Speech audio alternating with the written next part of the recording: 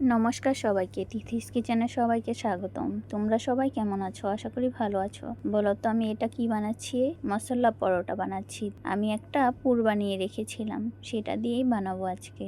আমি ময়দা গুলে নর্মাল পানি দিয়ে আর লবণ দিয়ে গুলে রেখেছিলাম, একটা ডো বানিয়ে রেখেছিলাম। তারপর লেচি কেটে তারপর বেলে নিয়েছি পরোটার মতো। তারপর একটু তেল দিয়ে আর ময়দা দিয়ে তারপর একটু ব্রাশ করে নিয়েছি। তারপরে একটা ভাজা মশলা দিলাম, তার উপরে পুরটা বানিয়ে রেখেছিলাম গাজর দিয়ে, সেটা একটু ছড়িয়ে দিলাম। তারপরে ধনেপাতা কুচি দিয়ে দিলাম। তোমরা কিন্তু ধনেপাতা কুচিটা অবশ্যই দেবে। এই মশলা পরোটাটা আটা দিয়েও করা যায়, ময়দা দিয়েও করা যায়। আমি ময়দা দিয়ে করেছিলাম।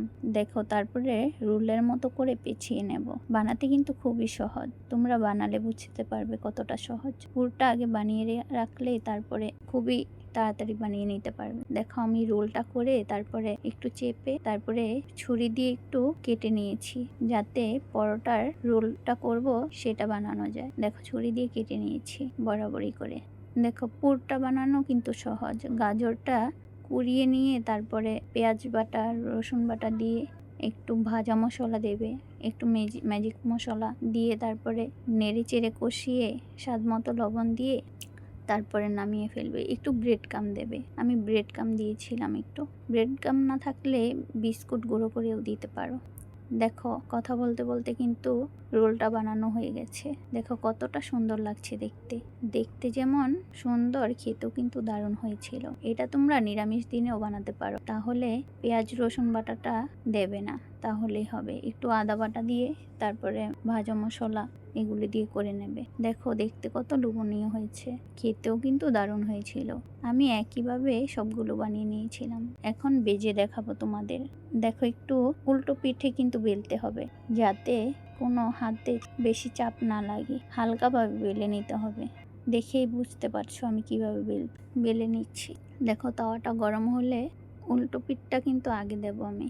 হ্যাঁ, দেখো কিভাবে ভেজে নিচ্ছি। দেখতে কত সুন্দর লাগছে না? তোমরা বাসায় অবশ্যই বানিয়ে দেখবে, কেমন লাগে আমাকে কমেন্ট করে জানিও। আর তোমাদের কাছে একটা অনুরোধ রইল, পুরো ভিডিও দেখে তারপর লাইক কমেন্ট করবেন। অনেকেই ভিডিও না দেখেই লাইক কমেন্ট করে যায়। আমি কিন্তু সবার পরিবারে যেয়ে প্রথমে লাইক দিয়ে তারপরে পুরো ভিডিও দেখি, তারপরে কমেন্ট করি। দেখো, আমি একটু উল্টিয়ে নিলাম। এখন তেল দিয়ে দেব। তেল দিয়ে তারপর ভেজে নেব।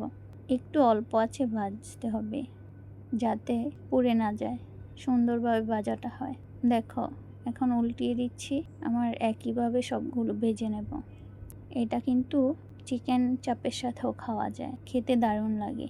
আর চিকেন চাপ না হলেও চলে, সবভাবেই খেতে ভালো লাগে, কারণ এটা পুর দেওয়া, সাথে আবার ধনেপাতার ফ্লেভার আছে, খেতে দারুণ লাগে। দেখো, আমার ভাজা হয়ে গেছে। ভিডিওটি যদি ভালো লাগে অবশ্যই লাইক কমেন্ট শেয়ার করে দিও। আর দেখো, দেখতে কত লোভনীয় হচ্ছে, খেতেও কিন্তু দারুণ হয়েছিল, তাই ভাবলাম তোমাদের সাথে একটু শেয়ার করি।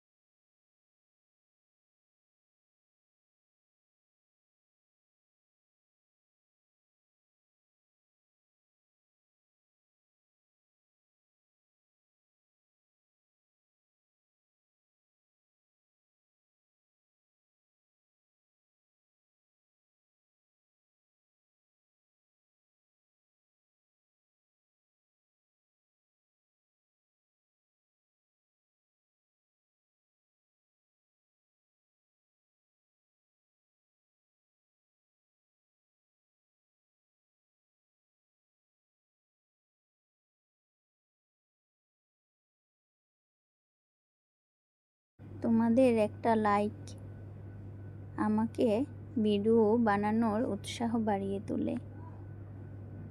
তোমরা অবশ্যই পুরো ভিডিও দেখে তারপরে লাইক কমেন্ট করো, আর সবাই সবার পাশে থেকো। তোমাদের জন্য অনেক অনেক ভালোবাসা রইল,